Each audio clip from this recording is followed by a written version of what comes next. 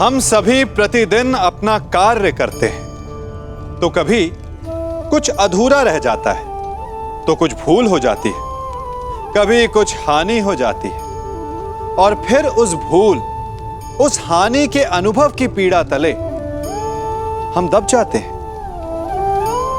अब आप लोग कहेंगे कि ऐसा होना तो स्वाभाविक है। यदि ऐसा है तो तनिक सूर्य की ओर देखिए। वो प्रतिदिन अंधकार से लड़ता है और हर रात्रि के पश्चात एक नई ऊर्जा, एक नए तेज के साथ उदित होता है।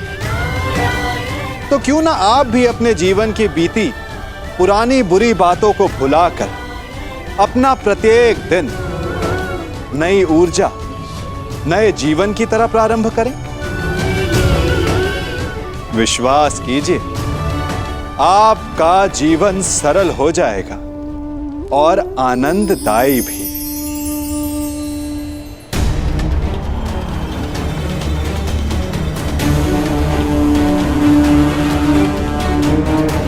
क्षमा कीजिए माता, मैं आपको निराशा के अतिरिक्त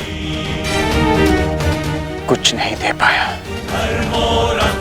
आज्ञा दीजिए।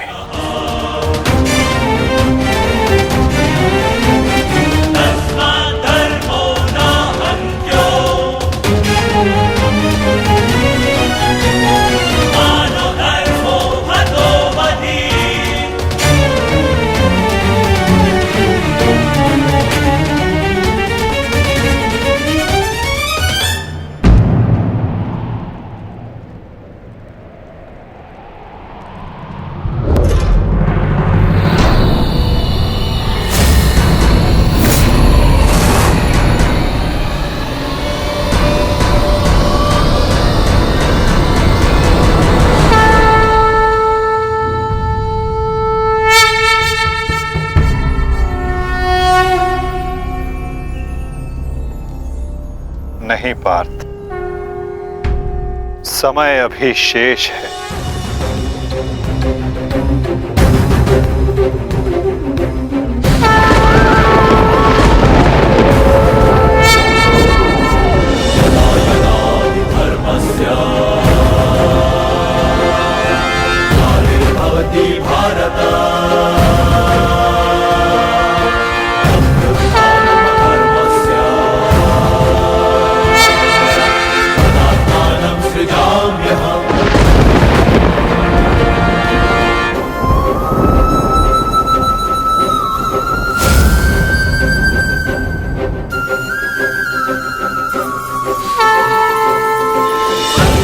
सूर्यास्त नहीं,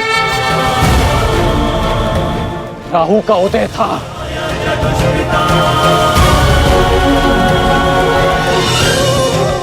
यह तो सूर्य ग्रहण है।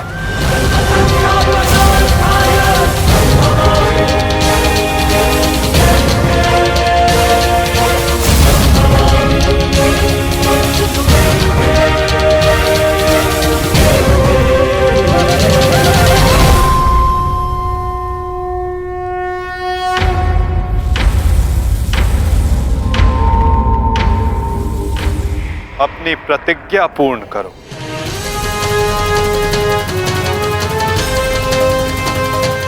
सूर्यास्त अभी नहीं हुआ है।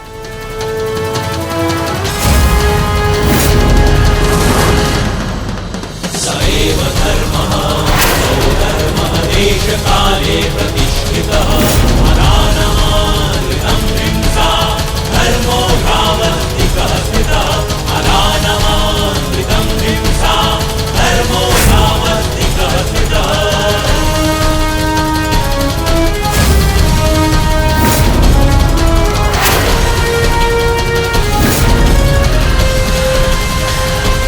सुरक्षा पंक्ति। सएव धर्मः स्वधर्मः देशकाले प्रतिष्ठितः अनानमानृतं हिंसा धर्मो भावस्तिकः स्थितः।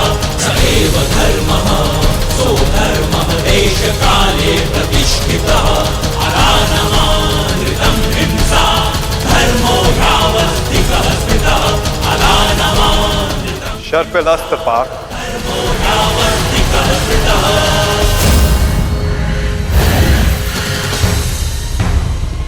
कृतः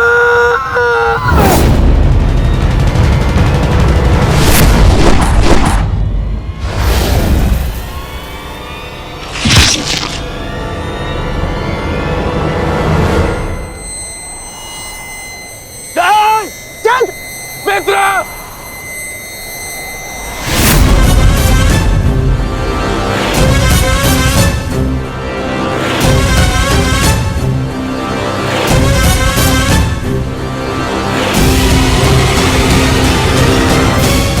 अर्जुन, जयद्रथ का वध तो तुमने कर दिया, परंतु अपनी मृत्यु को टाल नहीं पाओगे तुम, हैं?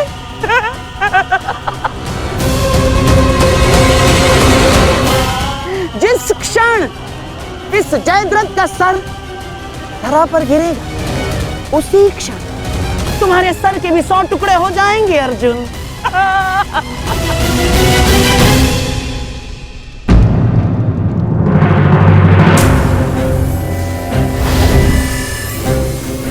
तुम तो विजय पाकर भी हार गए अर्जुन। और सबसे बड़ी हार किसकी हुई है जानते हो? हैं? तुम्हारे उस छलिए की।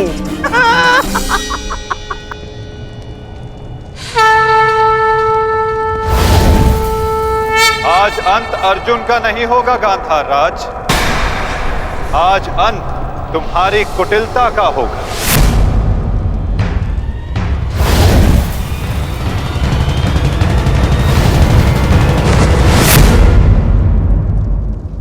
नहीं वृद्धक्षत्र, नहीं, उठना मत।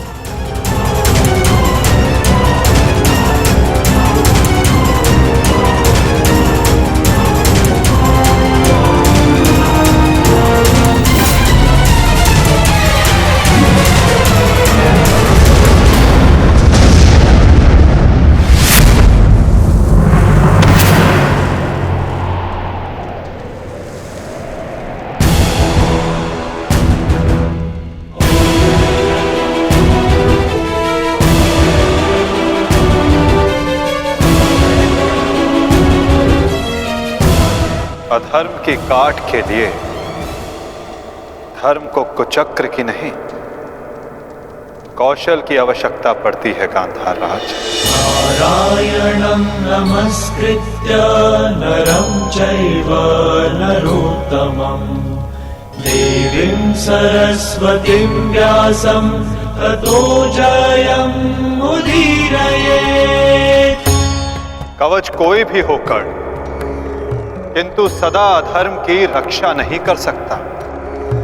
नारायणं एक न एक दिन धर्म का बाण उसे भेद ही देता है।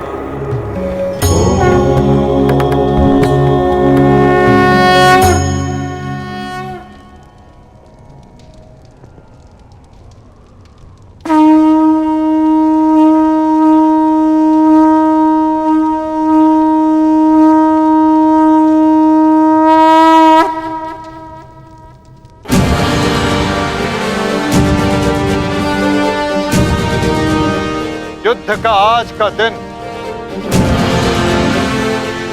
समाप्त हुआ।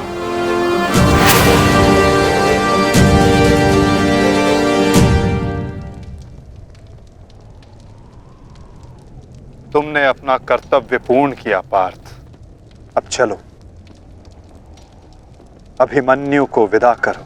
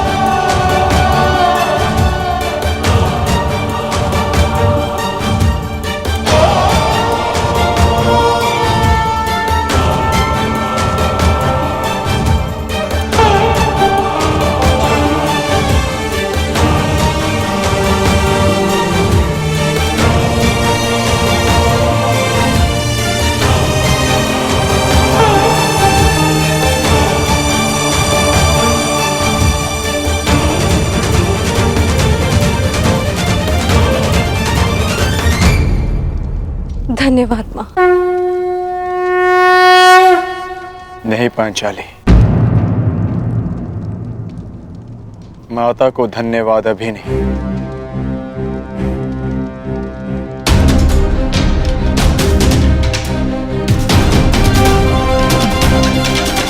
जयद्रथ का वध केवल प्रारंभ है। अभी तो उन सब का वध शेष है जिन्होंने घेर कर छल पूर्वक मेरे पुत्र की हत्या की।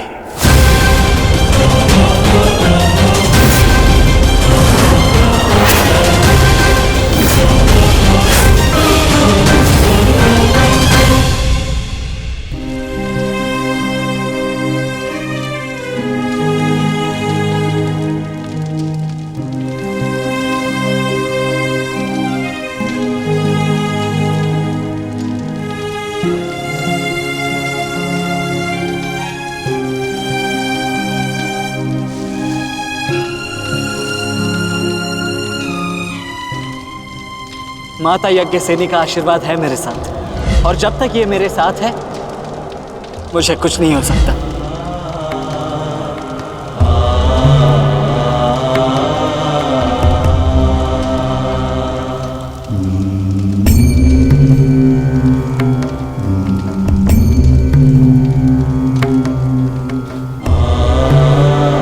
शांतिपूर्वक विदा लो वीर।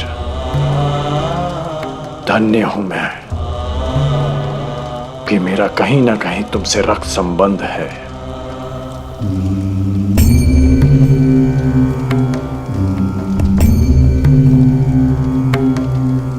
प्रेहि प्रेहि पतिभिः पूर्वैर्भिः यत्रा न पूर्वे पितरपर्युः भूभराजना स्वधया मदन्तायमं पश्यासि वरुणं च दिवम्। आज आप सब धन्य हो गए।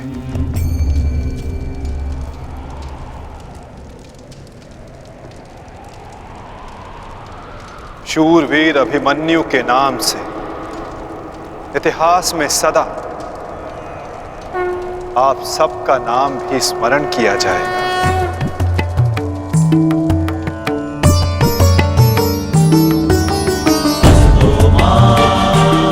और जो जिस मंतव्य के लिए आता है उसे एक न एक दिन संसार से जाना ही होता है, और जो जिस मंतव्य से आता है वो उसे पूर्ण करके अपने गंतव्य तक पहुंचकर अपनी जीवन यात्रा सफल बनाता है। अभिमन्यु की मृत्यु नहीं हुई है पार्थ, अभिमन्यु मुक्त हुआ है, विजय के साथ, शौर्य के साथ।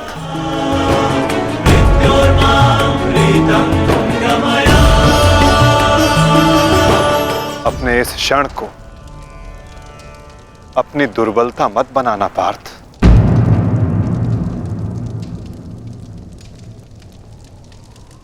अपनी शक्ति बनाना।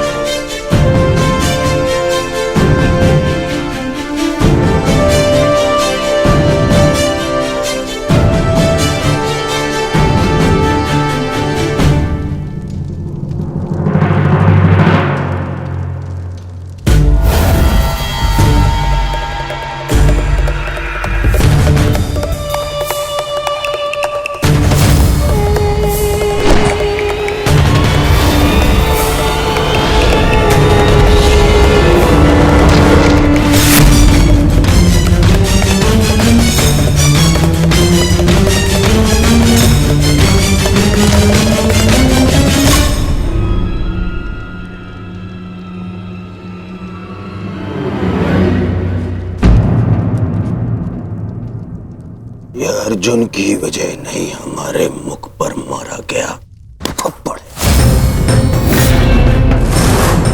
सारी कौरव सेना के सामने अर्जुन वो कर गया जिसकी उसने शपथ ली थी,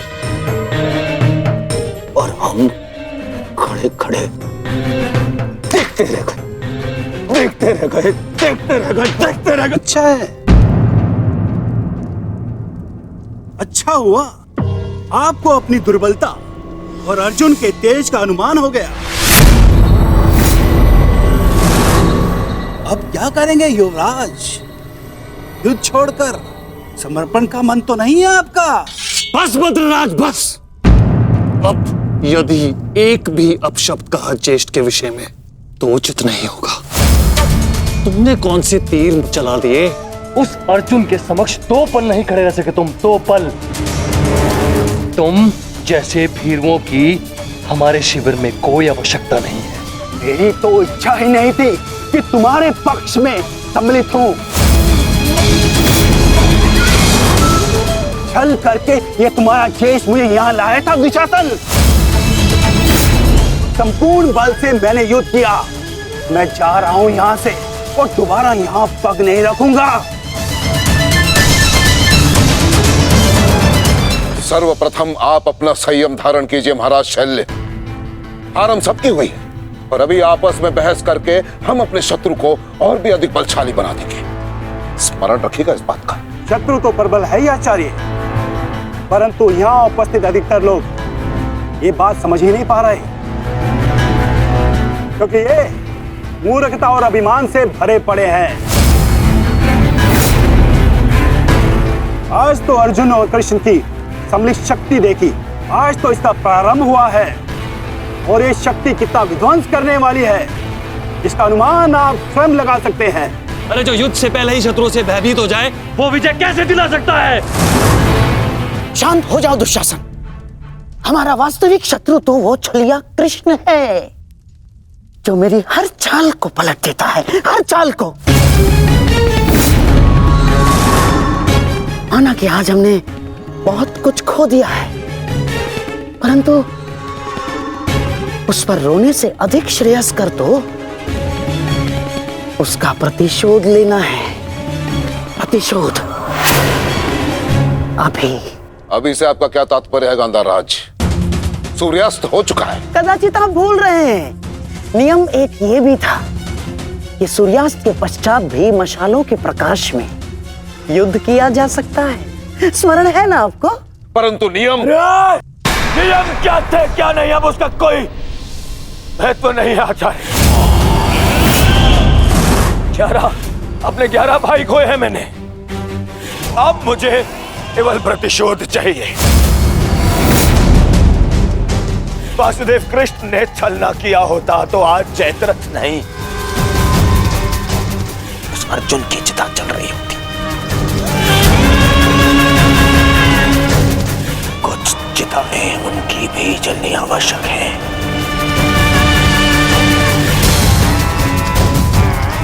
हम अभी आक्रमण करेंगे।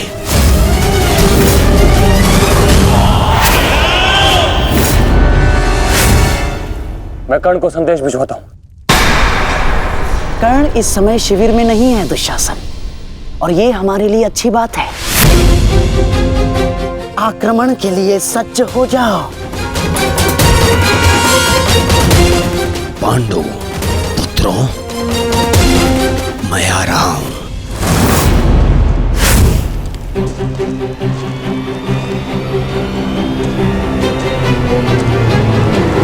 रुक जाओ, ये समय खेल खेलने का नहीं है वृषाली।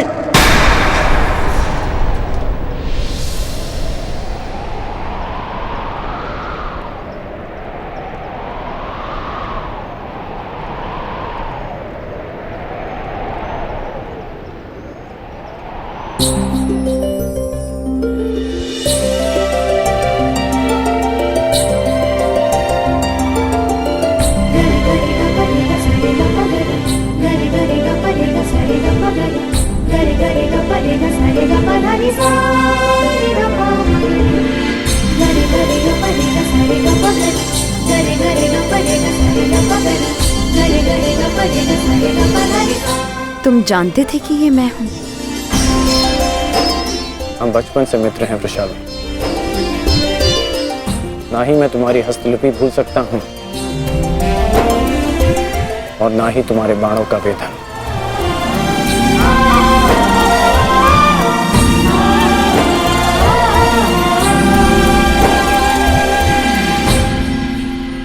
तुम्हारे बाण अधिक तीव्र हो गए हैं, तुम्हारा लक्ष्य वेद अधिक सटीक हो गया है, परंतु तुम्हारी हस्तलिपि में कोई सुधार नहीं। बदले तो तुम भी नहीं हो कर्ण। मुस्कुराना तुमने अब भी नहीं सीखा।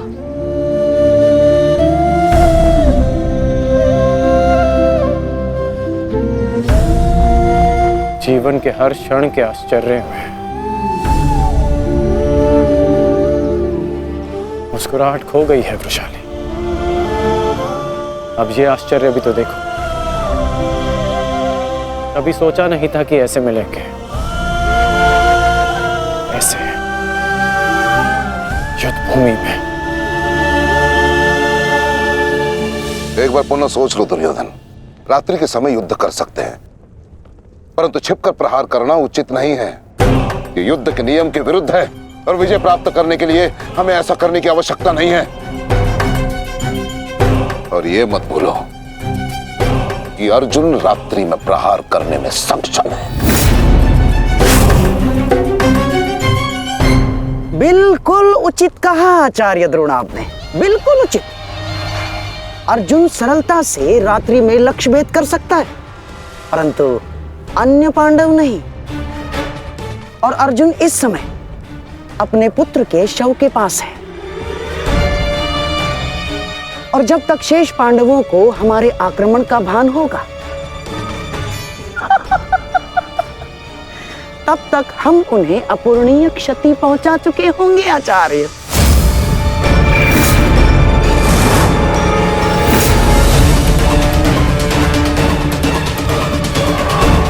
आक्रमण के लिए सज्ज हो जाओ और स्मरण रहे, मेरे आदेश के पालन से पूर्व लौटना नहीं है। लौटना नहीं है, समझ गए?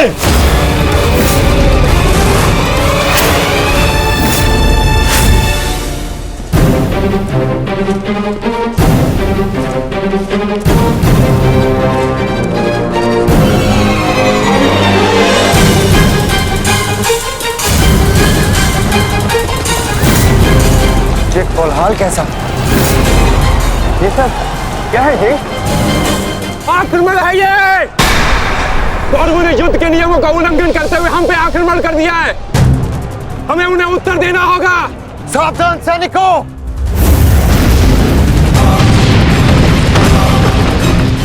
उत्तरा, सहायता, द्रौपदी, मातोश्री,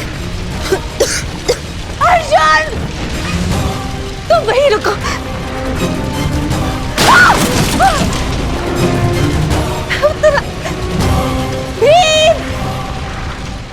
तुम्हारे मन में ये प्रश्न होंगे कि मैं यहाँ इस भांति क्यों आई।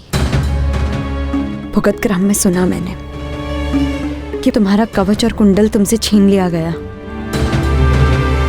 वृषसेन का भी समाचार मिला,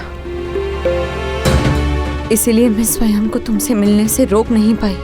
किंतु तुम्हें यहाँ नहीं आना चाहिए था। क्या तुम्हारे पति और तुम्हारे परिवार को इससे कोई आपत्ति नहीं?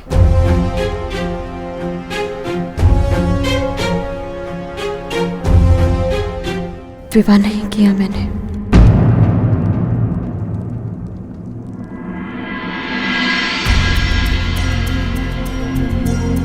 और परिवार के नाम पर मेरे बाल मित्र कर्ण के अतिरिक्त कोई और बचा नहीं।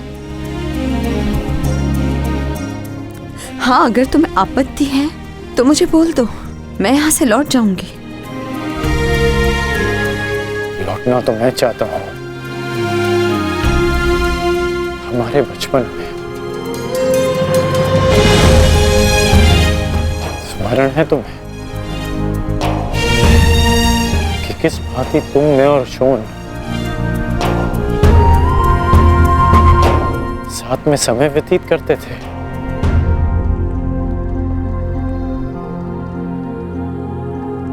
और आज देखो, हम यहां खड़े हैं।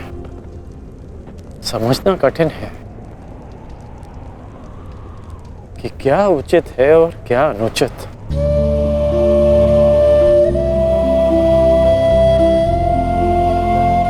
तुम्हारे अंदर ये प्रश्न आता देख मुझे आश्चर्य होता है कर्ण।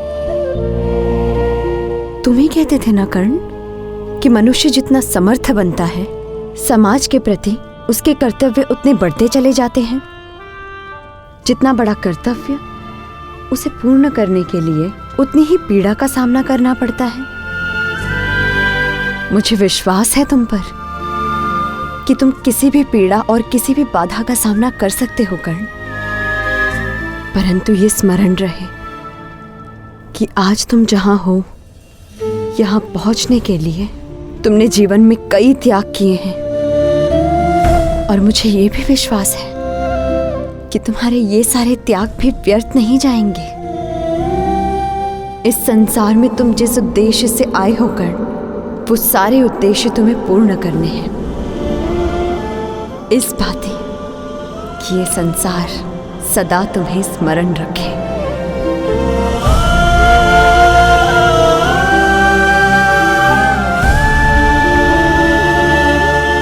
अंगराज कौन? कहाँ है आप? अंगराज! सत्य से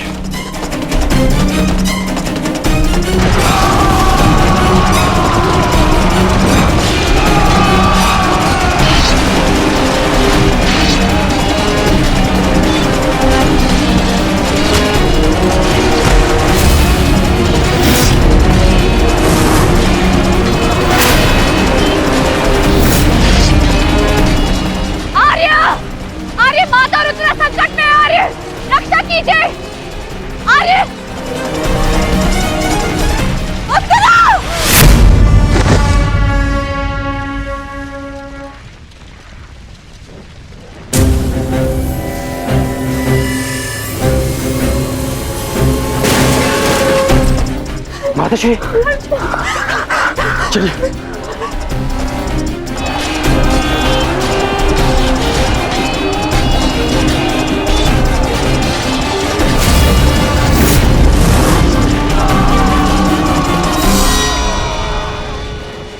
दुर्योधन!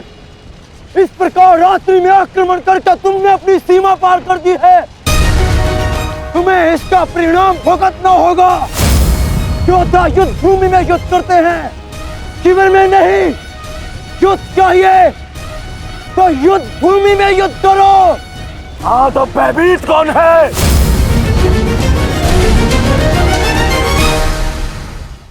ये दुर्योधन ने उचित नहीं किया।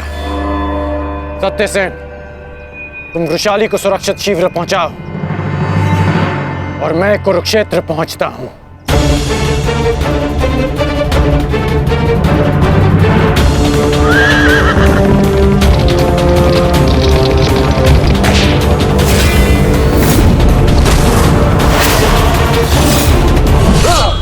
यस! इस प्रकार अचानक आक्रमण से हमारे सैनिकों को क्षति पहुंची है।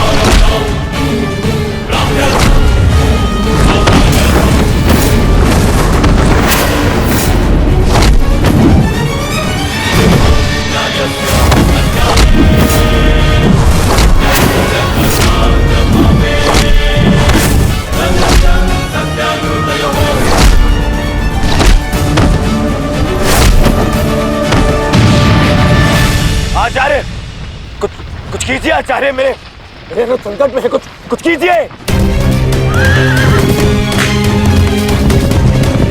आचार्य ये क्या करेंगे दुर्योधन?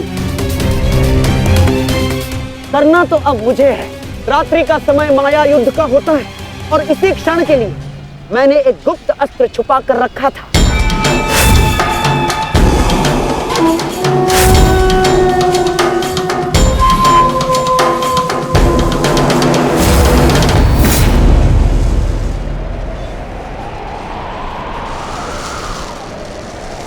प्रकट हो जाओ अंगलूस।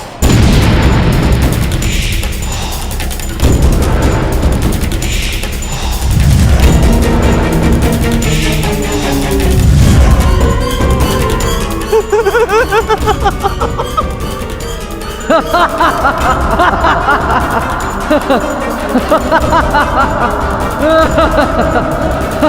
ha ha ha!